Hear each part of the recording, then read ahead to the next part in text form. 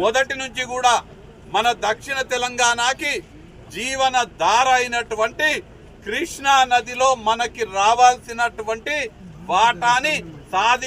సాధించలేకపోయిన అసమర్థుడు మన మాజీ ముఖ్యమంత్రి కేసీఆర్. వాస్తవానికి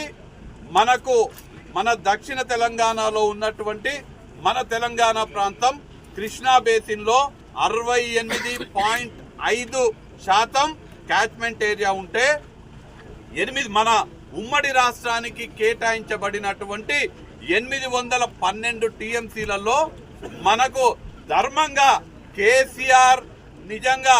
మన హక్కుల కోసం పోరాటం చేసే నిజమైన ముఖ్యమంత్రి అయ్యుంటే, ఆ రోజు ఆ విధంగా వ్యవహరించి ఉంటే, నిజంగా సమర్థుడైతే మనకు కృష్ణా నదీ జలాలలో 577 టీఎంసీలు మనకు దక్కాలే.